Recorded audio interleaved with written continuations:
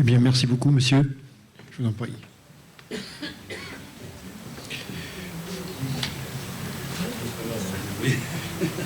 Alors, on se retrouve. Je vais vous lancer si vous voulez. Je vais fermer ça.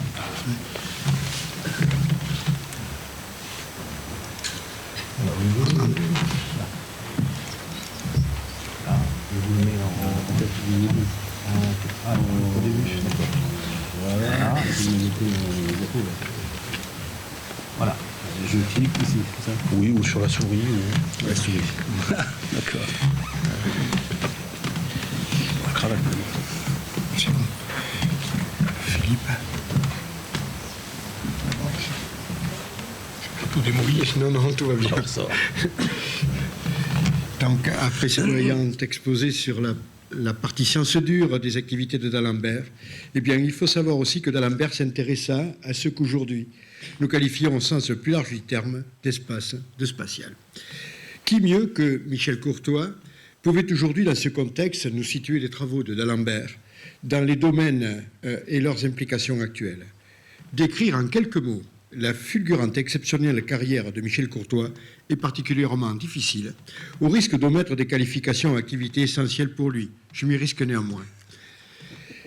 Jeune polytechnicien, Michel Courtois ne se prédestinait pas particulièrement à faire carrière dans le spatial. C'est en avril 1969, quelques mois avant les premiers pas de Neil Armstrong sur la Lune, qu'une rencontre avec le directeur général du CNES, Centre national d'études spatiales, l'amena à choisir cette spécialité qu'il ne quittera plus et à rejoindre le Centre spatial de Toulouse. Diplômé en 1971 de l'École nationale supérieure de l'aéronautique de Toulouse, les fonctions qu'il occupa dans le secteur du spatial, alors en plein essor, se sont succédées à un rythme effréné. Architecture du système Argos, lanceur Diamant et ses satellites, mise en place de l'ESA, donc l'Agence européenne spatiale, responsable du satellite Spot, responsable des satellites nationaux d'observation de la Terre, directeur du programme Hermès et des vols habités du CNES, directeur du Centre spatial de Toulouse dès 1993, directeur général du CNES en 1996. Et ce n'est pas fini. Donc, co-président de la commission Ariane, directeur de l'ESTEC, donc une école qui forme donc de jeunes ingénieurs. Section technique de l'Agence spatiale européenne. Voilà. Comment ne pas évoquer aussi, sans entrer dans les détails, ses participations à de nombreux conseils d'organismes, ses implications dans de nombreuses sociétés et surtout le rôle essentiel qu'il a joué dans la création du CSU, du Centre spatial universitaire montpelliérain, spécialisé dans les nanosatellites, et son implication déterminante dans la création et le fonctionnement de la Fondation Van Allen qui va avec. Par son rayonnement, du fait de ses activités débordantes, M. Michel Courtois a reçu de très nombreuses distinctions. Membre de l'Académie des technologies, membre de l'Académie de l'air et de l'espace, Michel Courtois ne limite pas son champ d'activité au spatial. Il est ainsi président de l'association Les Arts Naissants, qui organise de nombreux concerts à Toulouse. Monsieur, vous allez maintenant nous amener dans l'espace en nous présentant votre conférence qui s'intitule « Des calculs de D'Alembert au satellite de demain ». Vous avez la parole. Je ne sais plus quoi dire, avec tout ça. Merci pour l'introduction qui est un peu généreuse. Jean-Pierre Nougier m'a demandé de faire une intervention il y a 2 ans. Alors, 2 ans, ça faisait loin. Puis petit à petit, l'échéance s'est approchée. Et puis ce matin, je prends le fascicule du programme. Et là, je découvre, le titre de l'intervention, c'est plus le même. J'avais prévu ça. Et puis je vois que c'est marqué « Le spatial aujourd'hui et demain, la place de l'Université de Montpellier dans ce contexte ». Alors, j'avais fait des efforts pour réduire le nombre de planches pour tenir dans les délais. En fait, je vais rajouter quelques-unes pour parler un peu de ça aussi, parce que ça faisait peut-être partie du sujet. Donc, merci d'abord à Jean-Pierre de m'avoir invité, parce que D'Alembert, je ne connaissais pas très bien. C'était l'encyclopédie. Et puis 2 trucs de taupe, qui étaient les polynômes de degré n ont n racines. Bon. Et puis un truc qui était vachement bien aussi, qui ne m'a jamais servi après, qui était le critère de convergence des suites numériques. UN plus 1 sur UN inférieur à 1. Je ne sais pas si ça vous dit quelque chose à tout cela. À part ça, D'Alembert, je ne connaissais pas du tout. Alors, Donc j'ai creusé un peu tout ça et je me suis fait aider d'un camarade de promo, là, Jean-Louis Pac, il est encore capable de faire des cours à super-héros là, sur les processus de Markov et sur tout ça. Donc il m'a bien décortiqué ce qu'on a vu tout à l'heure là, dans un langage qui était un peu ancien, comme on le dit maintenant. Donc ça m'a aidé à comprendre un peu plus la liaison. Donc mon exposé sera un petit peu structuré de la façon suivante. Un petit parcours de rappel dans les trucs de ce qu'a fait d'Alembert. Qu'est-ce qui est assez proche et qui conditionne le spatial aujourd'hui, des techniques. Ensuite, un rapide, mais alors très rapide historique après d'Alembert, qu'est-ce qui s'est passé. Et puis après ça, j'essaierai de centrer mon exposé sur où on est l'espace aujourd'hui et où est-ce qu'on pense qu'on se dirige. Parce que c'est toujours difficile, hein, à l'avenir, on ne sait pas ce qui sera, mais enfin, on voit des tendances quand même assez lourdes. Et puis je donnerai un petit zoom sur Montpellier, le CSU et la Fondation Van Allen. Et puis à la fin, si on a le temps, j'ai une vidéo qui vous expliquera l'arrivée sur Mars du rover Curiosity. Alors je vous expliquerai ça, ça dure 4 minutes, c'est assez simple, c'est assez émouvant. Donc voilà, je commence parce que sinon je serais déjà en retard. Alors, donc d'Alembert et le spatial. Alors, est-ce qu'il y a vraiment un lien entre d'Alembert et puis ce que j'ai mis à côté, c'est un CubeSat, c'est le CubeSat Robusta 1 de Montpellier. Alors au début, je me suis dit, je ne vois pas très bien. Et puis en fait, il y en a pas mal quand même. Hein. Alors il y a trois classes d'activités d'Alembert dans ce domaine-là qui sont très très proches du spatial. D'abord des théories, on l'a vu tout à l'heure sur les équations dérivées partielles, par exemple, des théories importantes. Des travaux sur les sciences mécaniques, et puis des problèmes de mécanique céleste, en particulier sur la précision des équinoxes et tout ça. Donc c'est tous ces volets-là qui sont les précurseurs qui ont permis de poursuivre et de développer l'activité spatiale. Alors, le théorème de Gauss d'Alembert, celui-là, il est connu, il sert à tout le monde. Hein, c'est l'affaire des polynômes de degré n qui a une racine. Les travaux virtuels, on en a parlé tout à l'heure, ça débarque sur le principe de moindre action. Et ça, c'est en fait tout ce qui est optimisation de trajectoire, transfert d'orbite, et puis tout ce qui est surtout la mécanique spatiale, grosso modo.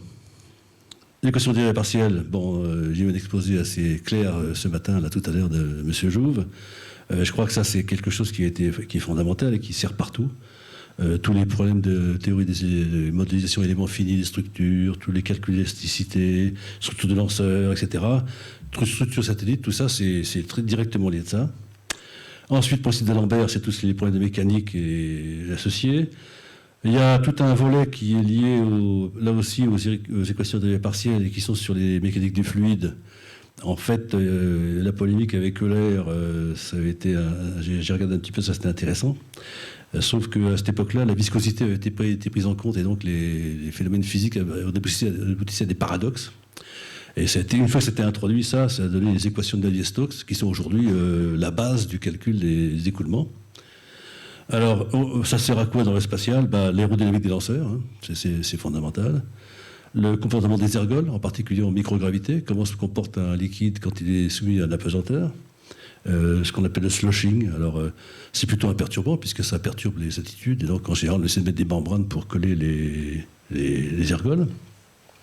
Et puis, plus généralement, d'autres problèmes du genre respiration, cryogénie, recyclage des liquides, qui sont surtout liés à tout ce qui est l'homme dans l'espace. C'est comment est-ce qu'on conditionne et qu'on reconstitue des conditions de vie correctes pour un astronaute. Et puis, dernier point sur ce sujet-là, c'est tout ce qui concerne la rentrée atmosphérique, des capsules, des avions, des futurs lanceurs récupérables. Ensuite, sur la partie purement astronomique ou spatiale, la précision des équinoxes, le travail sur l'explication de l'orientation des pôles. Et ça, c'est quelque chose qui est fondamental dans le spatial. Ça a conforté... Il y avait une théorie, je crois qu'il y a eu des discussions sur les équations de Newton à cette époque-là, puisque ça ne reproduisait pas tout à fait tous les mouvements. Et en fait, d'Alembert a contribué pas mal à introduire toutes ces notions-là, en particulier sur le fait que les planètes sont aplaties du fait de leur rotation. Du fait qu'elles soient aplaties, ça donne des conditions particulières de mouvement des orbites. Et alors ça, c'est fondamental, et ça sert extrêmement souvent aujourd'hui sur quelque chose qu'on appelle l'héliosynchronisme. L'héliosynchronisme, c'est la chose suivante. Vous choisissez l'attitude et l'inclinaison de l'orbite sur une planète, quelle qu'elle soit, et quand vous avez un bon couple comme ça, le plan de l'orbite, il tourne d'1 degré par jour sur la Terre. Sur Mars, c'est autre chose. 1 degré par jour, dont en gros, il reste constant par rapport au Soleil. Conséquence, c'est que l'éclairement sous le satellite, il est constant, à peu près constant. Et ça, c'est fondamental pour deux choses. La conception du système de puissance, à bord, et puis l'observation de la Terre, puisque vous avez des réflectances qui sont à peu près stables. Donc ça, c'est vraiment quelque chose qui est directement lié de ces travaux-là, et dont on se sert vraiment actuellement. Je reviendrai tout à l'heure sur les orbites les plus utilisées. Bon, puis des calculs sur la masse de la Terre et le rapport masse-Terre-Lune, tout ça, bon. Donc, j'arrête sur d'Alembert parce que sinon j'en ai pour pas mal de temps, puis je ne suis pas vraiment le meilleur spécialiste.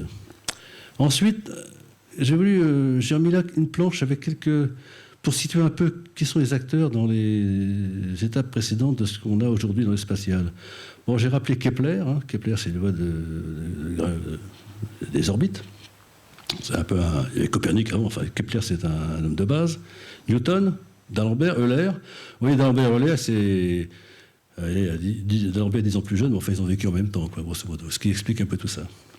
Puis ensuite, on a un grand vide, si je puis dire, et on passe 3 personnes qui sont fondamentales dans le développement du spatial. C'est Goddard, Robert Goddard, qui a donné... Son nom a été donné au centre NASA de Californie, à Los Angeles, le JPL, c'est le Goddard Space Flight Center, qui avait fait les premiers vols de fusée en 1926. Tsiolkovsky, qui était celui qui a fait vraiment les bases scientifiques de l'astronautique, les équations du mouvement, les fusées à étage et tous ces trucs-là, qui était plutôt du côté de l'Est. Un Allemand, Hermann Oberth. Lui, alors, c'est intéressant parce que c'est lui qui a piloté tous les travaux faits sur les V1, V2 et Pénomune 2.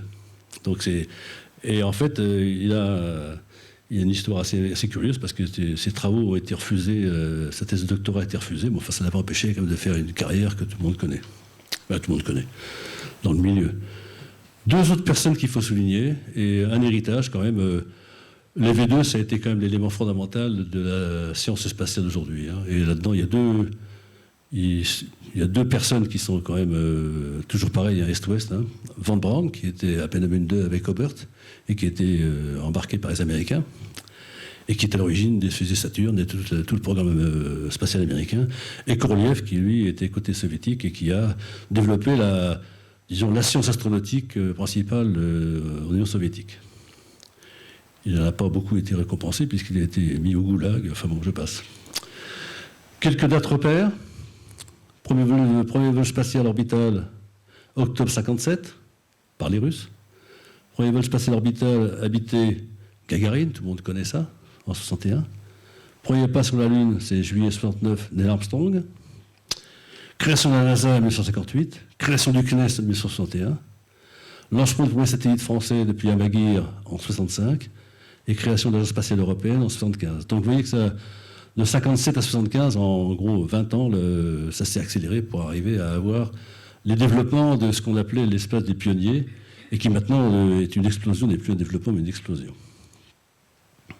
Donc je parlerai un peu de tout ça. Principalement, pour pouvoir faire du spatial, il faut d'abord savoir lancer en orbite, et ça c'est quand même la clé du succès. Si vous ne savez pas lancer vos satellites, eh ben, vous ne pouvez pas faire grand-chose. Et c'est ce qui explique d'ailleurs que l'Europe, face aux Russes et aux Américains, a décidé de se lancer quand même pour pouvoir lancer ces satellites de télécom. Je vous rappelle le premier, c'était aux Jeux Olympiques de Munich, ça 74, tout ça. Il y avait un lanceur européen qui s'appelait Europa. On a essayé 11 fois, il est resté au tapis où il a explosé. Et puis il devait lancer un satellite qui s'appelait Symphonie, qui était un satellite franco-allemand, qui devait retransmettre les Jeux Olympiques de Munich à l'époque. Et quand la fusée européenne on a constaté l'échec de cette opération-là, on est allé voir les Américains, ils ont dit pas de problème, on vous lance, mais alors interdit de faire du commerce. Et ça fait la naissance d'Ariane. Voilà. Alors, où on en est aujourd'hui du spatial? Il y a à peu près plus de 4000 satellites en orbite. Parmi ces 4000 satellites, il y en a à peu près 1500 qui sont opérationnels. Principalement des télécoms commerciales, 37%. Le télécom commercial, c'est principalement de la transmission de télévision, un peu d'Internet, ça va changer dans le futur, mais enfin c'est principalement de la télé. Ensuite, d'observation de la Terre, alors diverses et variées, c'est-à-dire des prises de vue terrestres, ou bien suivi des océans, ou bien suivi de l'atmosphère, où il y a de la météo. Pas mal de recherche et développement pour qualifier des technologies, de la navigation, entre autres les GPS et les Galileo, qui sont des programmes actuels en opération, en développement. Un peu de surveillance militaire. Surtout, il y a eu des années soviétiques avec des lancements, il y en avait un par semaine, hein, ça s'est un peu tassé depuis. Et puis les satellites scientifiques, 3%, et de la météo, 3%. Donc ça vous donne le paysage un peu, grosso modo, de la situation actuelle. Qu'est-ce qu'on voit dans la suite? Alors, le fait que l'électronique se miniaturise fait que les fonctions, c'est la voie de Moore hein, qu'on a injectée dans tous les composants électroniques. Un satellite qui faisait 3 tonnes, le satellite Spot 1 par exemple faisait 2 tonnes 5. Il faisait des prises de vue de 10 mètres de résolution. Maintenant, j'ai une image là d'un satellite qui a été lancé il y a 3 ans, je crois, qui s'appelle Skybox. Il fait 100 kg et il fait 1 mètre de résolution. Donc c'est cette condensation des composants électroniques, en particulier l'intégration dans des fonctions complexes, des ASIC, des choses comme ça, plus les progrès dans les détecteurs, les matrices de détecteurs, surtout pilotées par les jeux et puis par la vidéo et la photographie, qui font que les solutions spatiales sont maintenant devenues beaucoup plus accessibles, beaucoup plus petites en masse, donc plus petites en masse, donc moins chères. Parce que quand même, le prix au kilo, ça reste toujours une référence. Hein. Donc on voit que maintenant, dans les années qui vont venir, là, les satellites de 1 à 50 kg, ce qu'on appelle les small sat ou mini sat, enfin, ça dépend des... Quand c'est 1 kg, c'est nanosat, quand c'est 50 kg, c'est small sat. Donc là encore, c'est pas la botanique encore, mais enfin c'est quand même... Il n'y a pas de nomenclature bien arrêtée. Mais grosso modo, comme on va exploser le nombre de satellites de ce genre-là. Pourquoi? J'y reviendrai un peu tout à l'heure, à cause justement de cette réduction des masses possibles rendues possibles par l'électronique. Autre caractéristique, il y en a 2. C'est en anglais parce que c'est des planches que j'ai un peu récupérées. Premièrement, du fait qu'on peut faire des petits satellites, ça a un avantage, c'est qu'on peut, donc c'est moins cher, donc on peut lancer des grappes. Alors l'idée vous savez, un satellite, parce qu'il a un champ d'observation de la Terre, il a un champ de prise de vue de 200 km, 400 km, et l'intertrace entre 2 passages, c'est 3000 km. Donc quand vous faites un satellite, il passe tous les 15 jours sur le même point, donc c'est pas du tout pratique pour faire la revisite de surface de zone. Donc l'idée, je vais en mettre autant qu'on peut pour faire les 3000 km qui sont entre 2 traces. D'où les notions de constellation, en observation de la Terre et en télécom. Et ça, c'est un phénomène qui est en train d'exploser, du fait justement de la diminution des masses des satellites. Premier phénomène, c'est que le nombre de satellites va exploser dans l'avenir, et des constellations de ce genre. Alors, les constellations, Galileo c'en est une, GPS c'en est une autre, c'est des constellations à 28-30 satellites. Là, maintenant, on parle dans l'avenir de constellations à 600 satellites, 800 satellites, 4000 satellites. Bon, c'est pas sans conséquence sur l'encombrement là-haut, hein, des objets et des fréquences. Et puis, deuxième chose aussi, c'est que comme c'est un peu plus simple maintenant d'accessibilité, en 2003, il y avait 10 nations qui savaient faire des satellites et qui les envoyaient en orbite. En 2013, il y en a 60. Et tous ces pays-là, ils essaient 2 choses, de faire des satellites, bien sûr, puis aussi d'essayer d'avoir des lancements, parce que ça va avec. Et là, on tombe sur une problématique qui est pas résolue aujourd'hui, qui est les lanceurs qu'on fait sont des gros lanceurs, les satellites qu'on fait sont de plus en plus petits. Donc il y a totalement une adéquation entre les petits satellites et les gros lanceurs, d'où l'émergence de nouveaux petits lanceurs aussi qui sont en cours de développement, dont on verra s'ils arrivent à avoir des équilibres financiers corrects.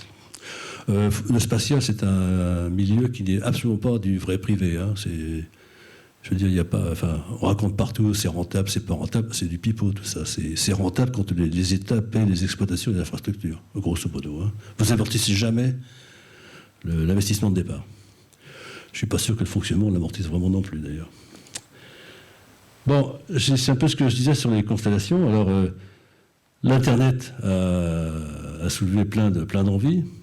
Et la FCC, qui est l'agence fédérale américaine qui gère les licences et les lancements de satellites aux États-Unis, a reçu des propositions. Alors, j'ai eu OneWeb. Alors, OneWeb, peut-être que vous avez entendu parler. C'est 900 satellites construits, 648 en orbite. Et ça fait l'Internet à 1200 km d'altitude. C'est une affaire qui coûte entre 3 et 6 milliards d'euros. Airbus Defence and Space est dans le consortium qui fabrique les satellites. Ils viennent d'ouvrir une usine à Toulouse et ils vont faire une usine aux États-Unis pour produire ces satellites. Pour l'instant, c'est un petit problème quand même pour trouver les 3 milliards de deuxième partie qui leur manquent. Ils font 200 kilos à peu près, enfin 170-200 kilos. Ils sont 1200 km. Il y en a 640. Petit problème, c'est qu'à 1200 km, les bestioles, quand elles tombent en panne, elles ne redescendent pas. Et donc, on a un petit problème de comment on les orbite à la fin de vie, comment on évite qu'ils soient en panne et qu'ils restent à encombrer les orbites qui sont utiles. C'est pas totalement résolu. Enfin, il y a des calculs, mais tous ces calculs sont des calculs basés sur les seuls calculs qu'on sait faire, hein, c'est Gauss et Poisson, hein, c'est-à-dire taux de panne constant, etc., etc. La réalité, c'est pas ça du tout. Hein. Vous avez des pannes qui sont absolument pas liées à ces phénomènes-là, qui sont des pannes de conception, des pannes de dimensionnement mauvais, donc ce qu'on appelle des pannes génériques. Vous avez un composant qui tombe et puis en panne, et puis pourquoi? Parce qu'il n'est pas employé dans des conditions optimales. Et en fait, tous les satellites de la famille, ils sont infectés par ce truc-là. Donc ça, c'est des problèmes qu'on va rencontrer, qu'on a déjà rencontrés sur d'autres constellations précédemment. Moi, j'avais été sur Globalstar et il y a 48 satellites sur Globalstar. Et petit à petit, on a appris que les récepteurs ne marchaient plus très bien.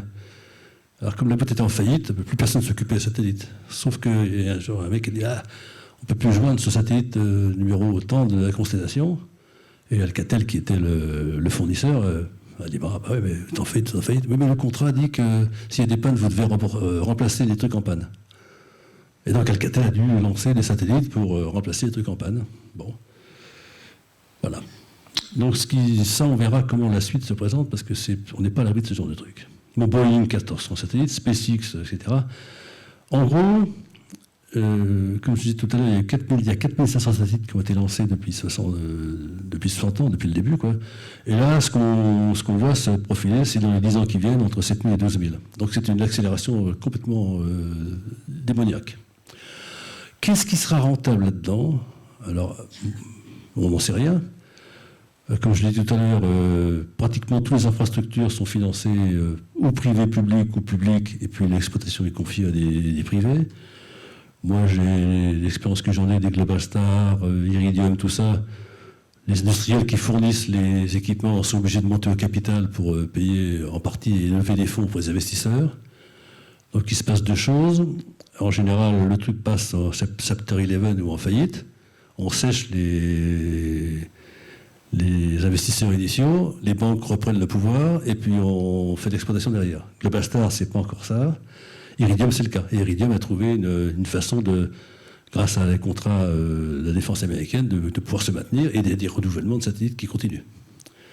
Donc on a un phénomène assez curieux parce que il y a de plus en plus de gens qui sont intéressés par ça, surtout américains d'ailleurs, hein, des investisseurs américains. On verra au bout de combien de temps ils vont s'apercevoir que les pertes qu'ils font sont énormes par rapport aux investissements qu'ils croyaient faire. On verra. C'est un bon sujet, ça. OneWeb, 648 satellites en orbite. Bon, OneWeb, en fait, c'est jamais que la licence qui avait été développée il y a maintenant une quinzaine d'années par Alcatel sur Skybridge. Je ne sais pas si certains ont suivi cette affaire-là. Moi, j'avais suivi ce truc-là. Et on avait calé parce qu'on ne savait pas trouver le financement derrière. Bon, eux, ils ont à peu près le financement. Il leur en manque encore 50%. Enfin bon, on verra. Mais après ça, il faut encore qu'il y ait un business. Parce que lever des capitaux, c'est encore assez faisable aux États-Unis. Faire du business, c'est autre chose. Il faut encore qu'il y ait des clients. Alors, par exemple, il y a une constellation qui s'appelle O3B. C'est l'acronyme de Other 3 Billions. C'est-à-dire, c'est l'Internet pour ceux qui n'ont pas de fric. Alors, évidemment, il ne faut pas de fric. Bon, donc ils ont été rachetés par SES, qui est un opérateur télécom au Luxembourg. On verra s'ils arrivent à faire à rentabiliser l'investissement et le fonctionnement. SES, je vous recommande de suivre le cours de bourse de SES. SES est un opérateur télécom qui est un des plus gros opérateurs télécoms satellitaires au monde, basé au Luxembourg, qui a racheté plein de concurrents. Il avait une croissance de 15 à 20% de bénéfices par an, il faisait 30% de marge régulièrement. Et puis depuis quelques années, vous verrez le cours de bourse, il est passé de 30 à 18. Et c'est pas pour rien, parce que ça fait 10 ans quand même qu'il cherche à se diversifier. Et la transmission de la télé avec la fibre, avec tout ça, avec les data on demande, les vidéos on demande, le business habituel est plus difficile à faire. Et puis quand il y aura des constellations comme ça, si elles marchent, ils vont certainement casser les prix, et puis ça va être une sacrée difficulté pour ce genre de petits opérateurs traditionnels. Il y en a deux en Europe, c'est Eutelsat et SES. Je vous recommande de suivre les cours de ces gens-là. Bon, alors, résultat de tout ça, donc j'ai dit miniaturisation des microsatellites. Les acteurs, ben, il y en a plein. Université. Alors, je reviendrai sur Montpellier tout à l'heure, qui se lancent dans les satellites, dans les lanceurs, dans tout. Il y a des privés, tout le monde veut en faire. Bon, alors c'est passionnant parce que c'est passionnant comme boulot. Hein. Comme formation, c'est très bien. Comme business, c'est plus difficile. Bon, alors le problème, c'est qu'il va se passer la chose suivante, c'est que, et ça commence, comme ça génère des débris, ces machins-là, maintenant on commence à avoir des polices, on ne peut plus laisser n'importe quoi en orbite, il faut déorbiter, jusqu'à ce qu'un jour, il y aura un kit de déorbitation exprès autonome pour pouvoir rentrer. Sachant qu'on ne sait pas ramasser les débris. Hein, la question qui est souvent posée, c'est pourquoi on ne peut pas les chercher? Ben, parce qu'on ne peut pas. On peut pas, à cause des lois de la gravitation. On ne peut pas changer de plan. On peut monter dans un plan, mais on ne peut pas changer de plan. C'est très très cher en énergie. Donc on ne sait pas aller les chercher. Si on veut les chercher, il faut y aller spécialement. Donc faire un satellite spécial, aller chercher la bestiole, la capturer, la ramener. Personne ne veut payer ça, pour l'instant. Bon, alors, qu'est-ce qui fait que ça bouge comme ça? Je l'ai expliqué déjà un petit peu. Puissance de calcul, hein, le big data, tous ces trucs-là, c'est quelque chose qui n'était pas dans le spatial et qui maintenant irrigue complètement, en particulier dans le traitement d'images. Pour faire des traitements séquentiels, multitemporels des images, on sait les rectifier, les mettre sur un format géographique correspondant au système d'information géographique. On sait cumuler assez facilement, automatiquement, ces données multitemporelles qui permettent de faire des extractions d'historique et donc de sortir des informations intéressantes. Bon, l'électronique, j'en ai parlé. Un satellite, pour donner l'ordre de grandeur, un lancement d'Ariane, aujourd'hui, ça coûte 150 millions d'euros. Pour situer un peu. Une navette, ça coûtait 500 millions de dollars. Un lancement. Ça devait remplacer tous les lanceurs. Bon, ça c'est terminé. Un Ariane 5, ça coûte donc 150 millions d'euros, j'ai dit. C'est pour ça qu'il lance par deux. Un satellite de télécom, ça coûte entre 60 et 200 millions d'euros suivant la complexité. Un satellite scientifique, c'est entre 300 millions d'euros et 2 milliards. Ça dépend de ce qu'on veut faire. Un CubeSat récurrent, ça coûte pas cher. Ça coûte quand même quelques millions d'euros à faire. Et après, ça coûte quelques centaines de milliers pour en refaire d'autres. Donc, vous voyez que quand vous avez des satellites qui coûtent quelques millions d'euros, des PME peuvent se le payer. Un machin à 300 millions d'euros, il n'y a pas une PME qui peut se le payer. Donc, ça change complètement la donne. Bon, ensuite, les connaissances de toutes les techniques de base, maintenant, il n'y a plus beaucoup de difficultés pour trouver des logiciels ouverts pour pouvoir faire des tas de trucs, des orbites, des changements, des calculs de structure. Tout ça, on trouve tout, alors qu'avant, c'était réservé à peu. Les composants spatiaux, alors pendant très longtemps, on a développé des composants spatiaux, on ne peut plus le faire parce qu'il n'y a plus l'argent pour le faire. C'est tellement cher qu'on fait autrement. On regarde les composants du commerce quand on peut en approvisionner, et on voit s'ils sont résistants ou pas, surtout aux radiations environnementales en orbite. Parce qu'en gros, si on prend les composants pour la voiture, à part l'environnement spatial, ils sont à peu près aussi résistants. Des fois, ils sont même mieux, parce qu'il y a plus la série est plus forte, et puis la contrainte des fabricants est beaucoup plus forte pour avoir... quand la voiture, quand il faut rappeler des bagnoles parce qu'il y a des composants défectueux, ça coûte tellement cher que le contrôle en amont est extrêmement sérieux. La difficulté, c'est pour s'en procurer... c'est quelques milliers de composants, disons 10 000, 20 000 composants sur un satellite, c'est quelques millions pour les voitures. Donc les fabricants de composants et les fournisseurs ne sont plus ici, ils sont tous en Extrême-Orient. Hein. Donc ça pose quelques problèmes. Bon, nouvelles sources de financement, alors les venture capital aux US, alors moi j'ai une vision personnelle du sujet, je ne sais pas ce qu'elle vaut, hein, mais vous avez éventuellement parlé de Elon Musk, Virgin Galactic, Amazon, tous ces gars veulent en faire, hein, ça les passionne. Ils ont plein de fric, donc ils mettent du fric. Je ne sais pas si ça sera rentable. Ceci dit, il y a énormément de fonds capitalistes américains qui cherchent à placer de l'argent. Donc ça bouleverse complètement la donne, ça change la chose, c'est intéressant. Par contre, quel que soit ce qu'on fasse actuellement, le coût de lancement est toujours à 100 000 € le kilo. C'est à 100 000, à 80 000. Enfin, on n'arrive pas à réduire ça significativement. Et ça, c'est un des points qui freine le développement. Bon, il reste encore quelques petits problèmes quand même, parce que quand on regarde les satellites complexes ou même les avions, les câblages en particulier, la testabilité des satellites au niveau global, l'installation des câblages, c'est pas encore. Alors là, avec CubeSat, c'est un peu différent, parce que les câblages, on essaie de les réduire quand même, donc il y a quelques innovations qui sont intéressantes, mais là, il y a tous les. C'est un domaine sur lequel on n'a pas encore suffisamment travaillé, et je pense qu'il faudra certainement, dans les constellations, ça permet de réduire ces difficultés-là. Bon, c'est un peu le passage du proto à la fabrication en série. Ceci dit, quand on discute avec les gens qui font des constellations à 800 ou 500 satellites, ils vous sortent des prix canons. Hein. Ils ne sont pas chers, leurs trucs, mais il faut commander dans la foulée. Si vous commandez après, ils reviennent au même prix, parce que 5 ans après, les composants sont plus ceux-là, les technos ont changé, il faut refaire le design. Donc ça coûte aussi cher. Bon. Un petit mot sur les acteurs européens. Alors, traditionnellement, l'Agence spatiale européenne, qui regroupe 28 ou 28 pays, 22 membres, là, excusez-moi, 22 membres. C'est pas le même périmètre que la Commission européenne. C'est pas les mêmes. Il y a les Norvégiens, il y a les Suisses, qui ne sont pas dans la Commission, dans l'Union européenne. Ce qui fait des trucs un peu bizarres, parce qu'il y a beaucoup de programmes maintenant qui sont communs entre la Commission et l'Agence spatiale européenne. Les financements sont tout à fait différents. Le budget, c'est à peu près un peu moins de 6 milliards par an, grosso modo. Ensuite, la Commission européenne, qui maintenant devient de plus en plus importante au niveau des financements.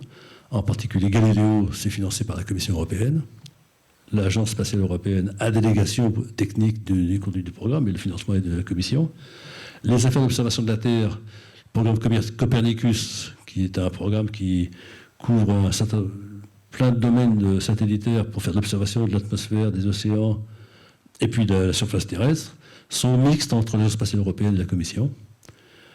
Ensuite, il y a des opérateurs dont j'ai un peu parlé, Eutelsat et SES qui sont des opérateurs de télécom. Inmarsat, c'est les télécoms maritimes, c'est en Angleterre. Et EUMETSAT, c'est l'agence spatiale européenne chargée de la météo.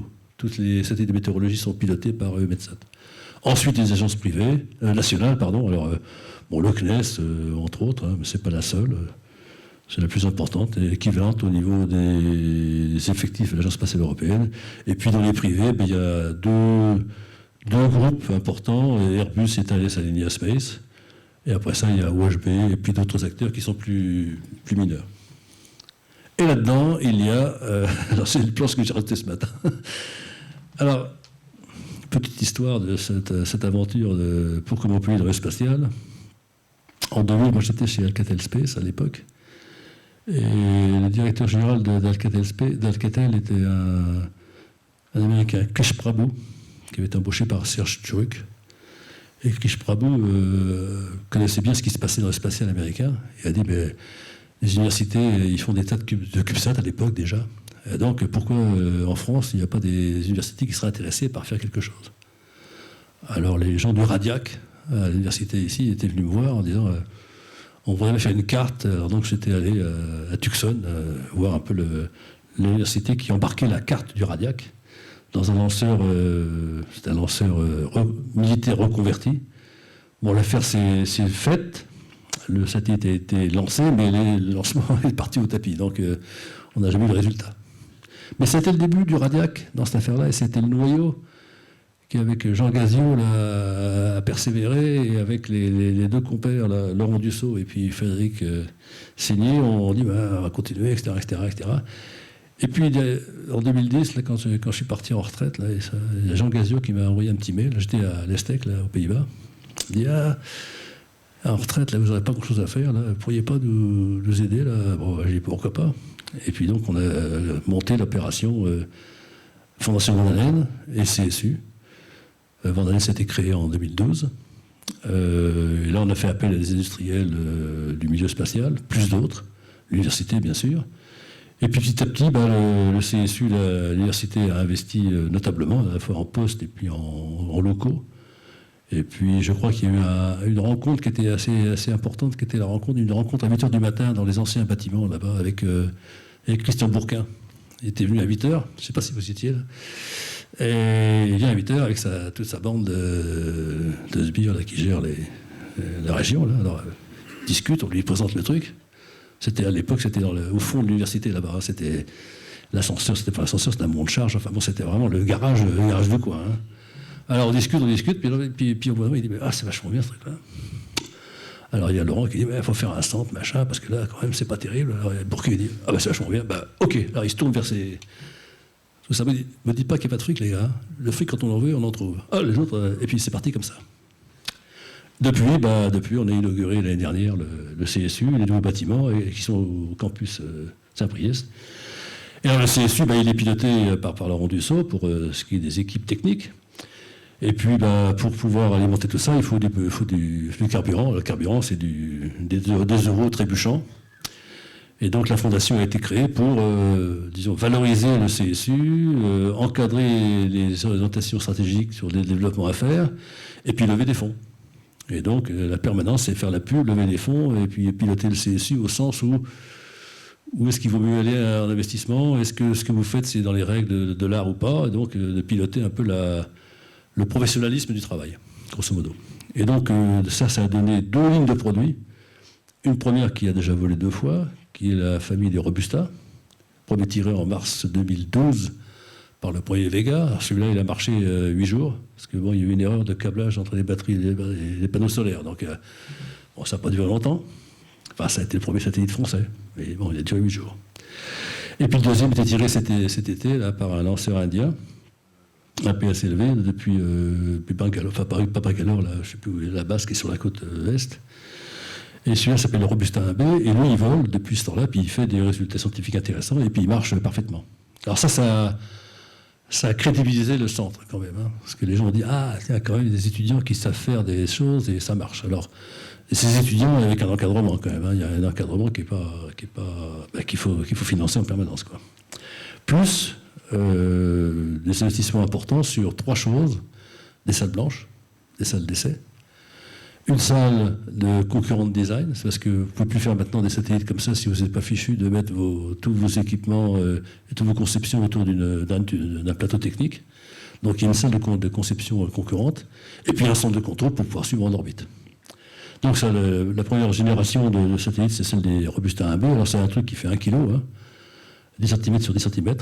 Alors ça ne fait pas grand-chose, ça teste des composants, ça peut faire du relais de données, ça peut faire de l'IoT, grosso modo. Et puis après ça, il y a en développement, alors là c'est le jour où ils ont fait ça au CSU, là ils seront parmi les grands. C'est un satellite 3 axes, le premier s'appelle Méditerranée, qui lui est stabilisé 3 axes, et qui permettra de faire des prises de vue, de faire des tas de choses comme ça, qui est tout à fait une autre classe, mais là pour ça, ils sont en train de se faire la main sur comment est-ce qu'on fait un contrôle d'attitude, comment est-ce qu'on fait une ingénierie système, comment est-ce qu'on fait les bandes de validation, et comment on fait les métiers du spatial, les vrais métiers du spatial. Ça, c'est un investissement. Le nombre de personnes qui veulent en faire, il y en a plein, et ceux qui en font, il y en a peu. Parce que ça coûte extrêmement cher Je ne donnerai pas de chiffres, parce que dès que je donne des chiffres, là, ça effraie un peu. Enfin, ça fait quand même... on craque quand même pas mal de fric tous les ans. Hein. Bon. Donc, c'est en cours. On fait la PDR, c'est-à-dire la revue de fin de définition de ce nouveau produit, là, au mois de décembre. Et puis, je pense qu'on pourra lancer ça en 2020, par là, à peu près.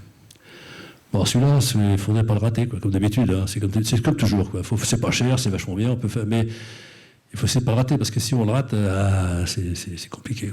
Il faut retrouver des motivations financières, hein, toujours. Hein. Les équipes sont toujours motivées, mais les finances, c'est plus difficile.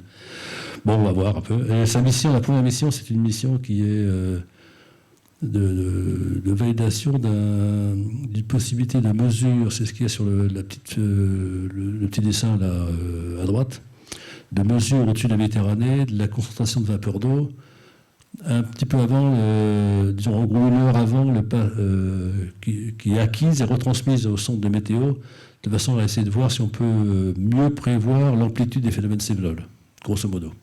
Bon, la méthode est encore à valider complètement, parce que On ne sait pas bien encore ce que ça apportera comme précision, combien il faut de mesures, etc. Enfin, c'est un bon thème. Et puis il y a une deuxième mission qui est de transporter des échanges de données entre des écoles dans la région ici, et puis des écoles qui sont paumées en Afrique. Là, le problème, il n'est pas trop le satellite, là, c'est plutôt comment est-ce qu'on met en Afrique des calculateurs quand il n'y a pas de batterie, qu'il n'y a rien, quoi. Donc, bon, là, un autre sujet intéressant. Voilà, donc ça illustre la conception du 3U. Alors celui-là, il fait 3 kg, un peu plus, mais 3 kg grosso modo. Il y a une vue sur un U, puis la vue du concurrent de design, et puis une vue de suivi d'un passage d'un Robusta 1B au centre de contrôle qui est situé toujours pareil au bâtiment du CSU. Voilà. Donc je n'ai pas raccourci mon temps avec tout ça. Hein. Bon, 2 petits mots, je vais essayer d'aller rapidement. Lanceur européen, peut-être que vous savez ce qui se passe. On a une série avec Ariane 5. On a un petit lanceur qui s'appelle Vega. On l'a tiré là, il y a 10 jours maintenant. Le 11e tir de suite sans échec. Bon, ce qui est c'est assez rare. Et puis ensuite, on a mis le Soyouz à Kourou. Alors, tout ça, c'était très bien, ça roule, tout ça, c'était payé par les États, le fonctionnement, c'est Arianespace qui fait un peu de fric là-dessus, bon, ok. Mais est arrivé, comme d'habitude, le vent de l'Ouest. Et monsieur Elon Musk. Alors, Elon Musk, c'est un mec dont il faut se rappeler, parce que c'est un... je sais pas comment on va le qualifier, enfin, c'est un visionnaire quand même, hein. Un ego un peu développé, enfin c'est un visionnaire quand même. C'est une personne qui a fait fortune dans le PayPal et qui est un passionné du spatial et qui a dit, quand la NASA a dit moi j'en ai marre de payer très cher les industriels traditionnels, Lockheed, Boeing, tout ça, s'il y a des privés qui veulent se lancer, allez-y, faites-moi des propositions et puis je vous aiderai. Et lui, il s'est lancé. Alors, bon, il a eu quelques problèmes, hein, mais enfin maintenant ça roule bien, son Falcon 9 là. Et sa grande astuce, c'était quand j'ai plus de contraintes. En Europe, on est contraint parce que les financements viennent des pays, donc il faut redistribuer le travail dans les pays. Donc ça, c'est extrêmement coûteux parce qu'il y a des tas d'interventions, de désoptimisation de la structure industrielle. Et Elon Musk, il a dit à la NASA, écoutez, moi, c'est simple, je fais tout chez moi. Et donc, il a développé un lanceur et tout est fait chez lui. Et quand vous visitez son usine, c'est comme c'est le film de Louis de Funès, là, il rentre des matériaux puis il sort une fusée, quoi, grosso modo. Hein, c'est un peu ça. Et alors, l'astuce aussi, c'est qu'il a dit, moi, je vais récupérer le premier étage. Alors, comme toujours, les Européens ont dit, ça marchera jamais, ça marchera jamais, ça marchera jamais. Ça marche plusieurs fois déjà. Maintenant, il s'est planté plusieurs fois, mais maintenant, ça marche. Donc, il récupère son premier étage.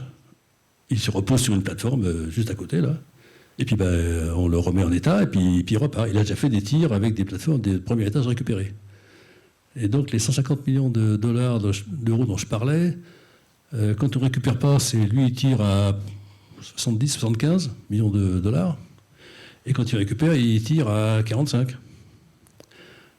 Alors ça fait 150 millions d'euros, 45 millions de dollars. Ça fait un gap qui fait que c'est un danger. Alors qu'est-ce que fait les Européens? Ariane 6. On va s'organiser pour pouvoir contrer ce risque-là, parce qu'au bout d'un moment, on finit par ne plus avoir de clients, quoi. Et donc, en cours de développement, cette fusée Ariane 6, qui fera la même chose que l'Ariane 5 et le Soyouz. Premier tir prévu en 2020. On fait la revue d'exploitation là, au mois de la semaine prochaine. Bon, pour ça, l'industrie a été restructurée notablement. Hein. C'est comme ça qu'on a fait la fusion entre les Safran et puis Airbus, qui ont fait ce qu'on appelle maintenant l'Ariane Group. Donc Arianespace, qui était l'opérateur de lancement, toute la partie lanceur d'Airbus Les Mureaux, et puis d'Aquitaine, et puis Safran Motoriste, toute la partie spatiale a été mise dans un truc qui s'appelle Airbus Safran Lanceur. Airbus Safran Lanceur, ASL, oui c'est ça. Et donc, ils sont en train de développer ce truc-là sur un contrat de l'Agence spatiale européenne, un contrat, qui se veut de genre privé, c'est-à-dire que vous prenez tous les risques et l'agence paye un minimum, mais évidemment l'industriel s'est débrouillé pour avoir des portes de sortie. Donc, alors par exemple, le lancement sera prévu pour 75 millions d'euros. moyennant que l'agence spatiale, ou les Européens, au sens large, financent 5 lancements par an, sur les 11 prévus, pour que l'équilibre se fasse. Alors, il faut trouver les 5 lancements par an quand même, à 75 millions d'euros. Moyennant quoi, ils sont à peu près compétitifs avec le fond lanceur dont j'ai parlé, Falcon 9, là, non récupérable. Bon, donc on a encore du chemin à faire, quoi. Voilà. Alors, évidemment, le fait qu'il ait... Alors, ce truc-là, il fait, pour vous donner l'ordre de grandeur, il fait 11 tonnes en orbite de transfert géostationnaire et on trouve 20 tonnes en orbite basse. Alors, par rapport aux CubeSat qui font 1 kg, évidemment, c'est complètement inadapté. Alors, qu'est-ce qui se passe Alors, oui, il y a Elon Musk, il a un autre qui est orbital, bon, qui fait aussi la même chose. Et puis, même méthode, il y a des Américains, encore une fois, qui, eux, ont lancé un programme qui s'appelle Electron. Ça s'appelle Rocket Lab, la boîte. Et eux, ils ont monté un pas de tir en Nouvelle-Zélande. Et voilà la fusée. Alors, elle fait en gros 500 kg d'orbite basse. Avec ça, ils espèrent avoir un business plan capable de lancer justement spécifiquement des petits satellites entre 20 et 50 kg. Parce qu'avec les constellations qu'il y a, il y aura pléthore de besoins de lancement. Donc, ils ont fait un premier lancement qui n'a pas été au bout parce que le système de destruction n'a pas marché. Donc, enfin, ils ont été presque jusqu'au bout. Et ils sont en train de préparer le second lancement, mais je pense qu'à terme, ils seront opérationnels comme les autres. Est-ce que le business plan sera tel qu'ils sont équilibrés? On ne sait pas, on verra. Mais le coût de lancement est toujours à 100 000 euros le kilo. Il y a 100 000 $. Bon, il y a 20% d'écart, mais enfin bon. Voilà. Ça, c'est une planche qui résume un peu quand on a lancé le Robusta 1B avec les Indiens, le PSLV de l'Inde. Là, il y avait, je ne sais plus combien, là, 80 ou un truc comme ça. Je sais plus combien. Il y avait 30 passagers microsat. Donc, parce qu'en général, il y a deux façons de faire le lancement des microsat. Enfin, il n'y en a qu'une actuellement. C'est vous avez une grosse payload, et puis à côté, il y a de la place. Donc, on met des petits satellites à côté. Le défaut, c'est que vous n'avez pas le choix ni de lancement, ni de l'orbite. Donc, vous êtes complètement contraint par le client principal. Alors, ça, c'est gênant, sauf que, grosso modo, comme la plupart des gens font l'observation de la Terre, donc ils sont tous en orbite héliosynchrone, ceux que j'ai expliqué au début, là, qui sont avec éclairage constant. Et en grosso modo, entre 600 et 1200 km, tout le monde est groupé dans des orbites quasi polaires, qui sont les conditions pour pouvoir faire l'héliosynchronisme. Donc il y a pas mal d'opportunités de lancement dans ces eaux-là. Donc il y a le gros du lancement aujourd'hui, il est fait comme ça, ou bien par la navette spatiale. La navette spatiale a un défaut, c'est qu'elle est à 400 km et inclinée à 51 degrés. Donc c'est une orbite qui est absolument pas adaptée à ce genre de truc. Mais bon, il y en a qui ont Planet Lab, là c'est un opérateur qui fait des microsats de 3U et qui fait de la prise de vue, plus ou moins de qualité, mais c'est une satellite qui dure 3 mois. Donc ils n'arrêtent pas d'en fabriquer. Bon, il y a 30% qui marchent, quoi, grosso modo. À mon avis, il y a 5 business plans qui ne marchent pas, sauf qu'ils ont levé plein de fric et qu'ils ont racheté d'autres boîtes. Donc ils ont racheté RapidEye. Donc il y a tout un jeu actuellement de consolidation. Il y a des nouveaux entrants qui lèvent du financement. Et avec l'argent, leur projet n'est pas mûr du tout, hein, mais avec ça, ils peuvent acheter des autres, qui eux sont déjà en perdition par d'autres aventures. Mais il y a un monopoly absolument incroyable en ce moment. Bon. Petite cartographie des débris spatiaux. Alors je ne vais pas m'étendre beaucoup, mais ça, c'est un vrai problème. Donc vous voyez que, grosso modo, l'orbite géostationnaire, elle est encombrée. Hein. Elle est doublement encombrée. Ça, c'est l'orbite géostationnaire ici. Et puis il y a... Je vais mettre j'ai un traceur là. Ah voilà. Orbite géostationnaire. Et puis ici, c'est presque là, parce que si on ne maintient pas les satellites en position comme il faut sur cette orbite, petit à petit, elle dérape. Et donc, tous les satellites qui sont morts, ils finissent par s'incliner. Ils restent à peu près dans le même genre. Et donc, le problème, c'est de ne pas encombrer, parce que cette orbite-là, elle était distribuée pays par pays, degré par degré, par le règlement international des communications. Donc, il faut essayer d'éviter d'avoir des oiseaux morts là-dessus. Alors, normalement, on doit déorbiter en fin de vie, sauf quand on est en panne. Donc, il y a quand même quelques cadavres. Et puis, la deuxième partie, c'est celle-là. Ce sont les orbites entre 800 et 1200 km, héliosynchrone, c'est-à-dire quasi polaire, où là, tout le monde va se mettre là-dedans. Et là, c'est un problème. Alors maintenant, il y a une loi spatiale, en particulier en France, la LOS, qui oblige les gens à déorbiter au bout de 25 ans. il faut encore qu'ils soient en bon état pour pouvoir déorbiter, quoi. Donc on n'est pas sorti d'auberge, hein, surtout avec les constellations qui arrivent. Bon, je vois que je déborde. Bon, je vais passer rapidement. Vous ne le savez peut-être pas, mais le spatial, il est partout chez vous. Hein. Bon, les télécoms. Hein. Ici, c'est un truc intéressant qui s'appelle un satellite qui s'appelle Thuraya. On n'en parle pas beaucoup ici. C'est un satellite qui est au-dessus du Pakistan et qui fait de la téléphonie mobile. Ça marche bien. On le trouve en Europe, mais on ne trouve pas de revendeur. Il n'y a pas de terminaux, vraiment. Hein. Bon. Ça, c'est un satellite militaire américain. Alors celui-là, il fait du genre 7-8 tonnes. Il se déploie en 3 morceaux. Il est replié en 3 morceaux. C'est typiquement les télécoms américaines de défense. Hein. C'est pas civil, ça. C'est eux qui font pour comparer, le budget civil américain spatial est 6 fois celui de l'Europe. Et ça fait 50 ans que ça dure. Donc on n'a pas du tout les mêmes choses aux États-Unis et ici, quoi. Bon, voilà, Thuraya, hein, j'explique. Il y a une grande antenne là, qui fait 12 mètres de diamètre. Il y a eu un lancement de fait aussi en Europe avec Inmarsat et Airbus et puis Thales pour faire des télécoms maritimes avec les mêmes genres de technologies. Et ces technologies-là sont technologies américaines. Il n'y a que quelques antennes comme ça et donc il y en a une tous les 5 ans. Quoi. Donc c'est pas possible d'avoir un business là-dessus. Bon, ça c'est SES qui fait de la DTH, ça veut dire Direct to Home. C'est fabriqué par une compagnie américaine qui s'appelle SSL, Space System Loral. Alors celle-là, elle est passée plusieurs fois sur le chapitre 11. Elle est toujours repartie après, et maintenant elle a été rachetée par les Canadiens.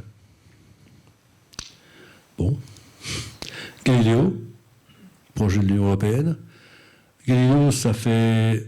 Alors, pour être honnête, ça fait à peu près ce que fait le GPS aujourd'hui, plus l'intégrité et le signal protégé pour la défense et des communications gouvernementales. Bon, il faut savoir que GPS, c'est compatible des systèmes chinois qui sont en Beidou, qui sont en développement. Le GPS, il a fallu 20 ans pour le mettre en orbite, en opérationnel. Lui, ça fait un moment que c'est commencé. Il en faut 30. Hein, on en a fait 13. 15 qui sont en orbite. Donc on n'a pas fini. Donc, enfin, c'est en cours. L'avantage, c'est que ça a développé l'application et ça a développé les puces pour faire dans les iPhones et tout ça. Là. Vous avez maintenant dans les puces GPS, vous avez des puces qui sont compatibles Galileo, GPS. Donc c'est au niveau de l'industrie, au niveau du savoir-faire et au niveau du traitement de signal. Les industries européennes ont fait un bond avec ce programme. Hein. Ça, c'est incontestable. Alors, il y a eu plein d'ennuis, puisqu'au début, la Commission disait c'est rentable, donc il faut que les privés investissent. Alors, les privés ont dit ouais, pas de problème, comme il faut 30 ans pour être rentable, comment je recalcule la rentabilité? Enfin bon, ça s'est terminé par bon, ok, les États payent. Bon.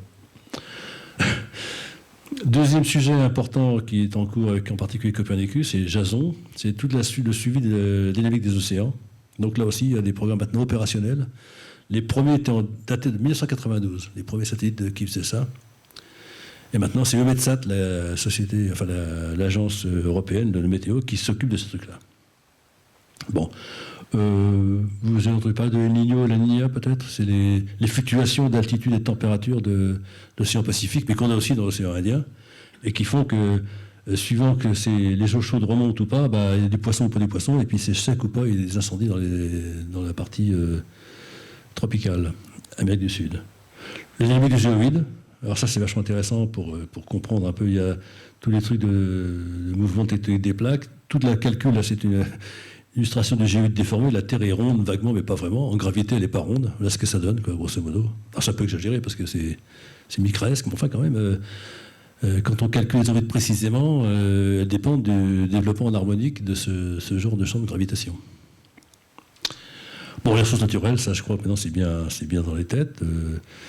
On gère, on essaie de gérer, ou au moins de comprendre ce qui se passe dans la couverture végétale et puis les infrastructures. Bon, le climat, là, on commence hein, quand même. Alors, surtout, là, on suit maintenant assez bien les fonds des banquises, tous ces trucs-là. On voit bien ce qui se passe. On n'est pas encore bien équipé pour suivre le carbone. On n'a pas de satellite vraiment dédié au carbone. Bon, la défense, c'est principalement deux choses, observation et puis transmission. Alors, le droit spatial a un avantage pour l'instant. Pour l'instant, on ne sait pas comment ça évoluera. C'est que vous pouvez regarder chez le copain librement. Donc, ce que ne permet pas les avions, le droit aérien. Donc, ça, c'est utilisé abondamment. Bon, si vous avez regardé quelques images prises depuis la station internationale, vous voyez que plus ça va, plus les nuits sont quand même claires. Hein, c'est éclairé partout. Donc, on suit aussi la gestion de l'énergie. Ça, c'est une carte de l'Europe. NOAA, c'est l'agence de météo américaine. C'est des cartes de prise de vue de nuit qui montrent les zones industrielles et la consommation de lumière. Bon, ça, je vais passer rapidement. Ça, c'est l'ancêtre de l'observation de la Terre, ce qui a fait démarrer en 1973 tout ce qu'on voit aujourd'hui. Moi, j'ai débuté à peu près à ce moment-là, en 1971. Et donc, le premier truc qu'on a vu, c'est celui-là qui est arrivé. Et là, celui-là, ça a généré des satellites spot et puis toute la suite derrière. Bon, je vais passer vite parce qu'après ça, j'ai tout un truc. Ça, c'est le dispositif qui permet de larguer des petits satellites depuis la station. Il y a une espèce de truc ça vous lance les satellites par grappe. Une prise de vue à 1 mètre de résolution au-dessus de... C'est quoi? C'est San Francisco, ça. Le pont et puis la ville. On fait maintenant des prises de vue qui font 70 cm de résolution. Donc avec ça, vous pouvez faire de la carto au millième. Bon, je vais juste... La météo, vous pourrez voir, mais vous êtes habitué à ces images-là, c'est connu maintenant. Hein. Sentinelle, c'est le programme Copernicus de l'Union européenne, là aussi, qui couvre océan, atmosphère, terre. Carbone, je passe. Microcarp, c'est un projet du CNES qui est assez malin et qui devrait suivre le carbone dans l'avenir. En sciences, télescope, Hubble, vous avez vu les images. Bon, ça c'est une image comme une autre. Ça, c'est ce qui va être tiré l'an prochain. C'est la suite de Hubble, c'est le James Webb. C'est un programme, je crois, je vais dire des bêtises, celui de 6 milliards. Il a eu des retards, c'est extrêmement compliqué. C'est un télescope déployable à pétales, c'est extrêmement compliqué. La techno est très très difficile. Ça sera lancé par Ariane l'an prochain et c'est fait par les Américains en coopération avec l'Europe. Recherche d'exoplanètes, plus ça va, plus on en trouve. Hein. Alors, là aussi, il y a un truc intéressant, il faut suivre ce qui se passe dans les observatoires terrestres et spatiaux, parce que c'est la compétition entre les deux pour beaucoup de sujets, hein, interféros, exoplanètes, etc. Space Weather, le suivi du comportement du Soleil, puisque maintenant, là encore, avec les composants et tout ça, dès qu'il y a un orage important solaire, on a des perturbations. La détection des objets qui frôlent la Terre, ça c'est des projets qui sont aussi en cours de... Il n'y a pas de projet encore opérationnel, la NASA va faire des premières démonstrations. L'exploration du système solaire. Alors je vous recommande de suivre ce qui se passe, rendez-vous en 2020. Tout le monde va sur Mars en 2020. Les Européens, les Américains, les Chinois, pas les Russes, et les Émirats Arabes Unis. Bon. Enfin bon... Bon, ça, c'est des prises de vue. Vous avez suivi Cassini, quand même, la rentrée de Cassini dans l'atmosphère de Saturne. C'est un programme extraordinaire, là, qui a envoyé la sonde sur Titan il y a déjà quelques années. Bon, X-37, ça, c'est la navette de défense américaine qui, on ne le sait pas, mais elle tourne régulièrement et puis elle revient automatiquement. C'est un programme, on ne sait pas ce qu'il y a dedans, mais c'est défense américaine. C'est à peu près la même chose qu'Hermès, que c'est automatique. Et puis, par contre ça fonctionne. Space Rider, c'est un projet qui est en cours de développement à l'Agence spatiale européenne pour faire un truc un peu du même genre. Ça, vous le connaissez tous. Thomas Pesquet. Alors, je ne vais peut-être pas aller trop loin dans tout ça, mais qu'est-ce qu'on va faire après de vos habités? Ça, c'est la grande question. Donc, j'arrête là-dessus. Et je vais vous passer là. Qu'est-ce qu'il y a après? Bon, après, j'ai des trucs sur la station. Un truc marrant, quand même. Il y a des privés qui vont faire des structures gonflables pour mettre des astronautes. Ça vole, hein. Ça vole sur la station, ça. Pesquet était dedans. Voilà, les futures stations gonflables. C'est un mec c'est l'ancien patron des chaînes de budget aux États-Unis. Ça, c'est marrant. Bon, les vols sur Mars, je ne vais pas en dire beaucoup, mais il y a tout un programme là-dessus. Et sans doute, avant d'aller sur Mars, on ira sur la Lune, parce que sur Mars, il faut en gros 8 mois pour y aller, 8 mois d'attente, 8 mois pour revenir. Donc, avant de faire ça, il faut faire son carburant pour revenir. On n'y est pas encore. Hein. Bon, grosso modo, il y a plein de trucs nouveaux. Ça devient de plus en plus confus. La surveillance de l'espace va devenir quand même un sujet intéressant. Et puis, il y a des projets d'aller chercher des minerais, des trucs comme ça sur les astéroïdes. Ça me paraît un peu bizarre. Bon, il y a de plus en plus de tentatives pour militariser l'espace. Et puis, on verra un peu comment comment tous ces grands projets aboutissent ou n'aboutissent pas. Mais je pense qu'il faut être partie prenante de ce truc-là, parce que sinon, on sera largué. Voilà, j'ai terminé, je vais vous passer la vidéo. Voilà.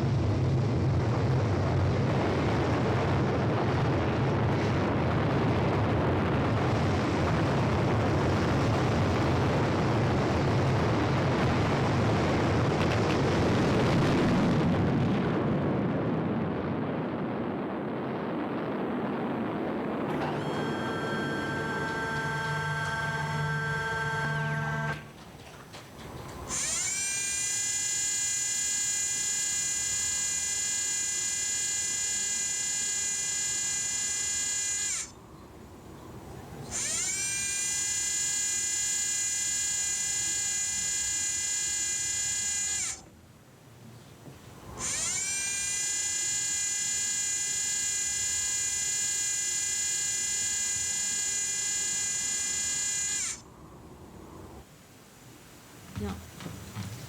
Bravo. Voilà, cela se passait à quelques millions de kilomètres.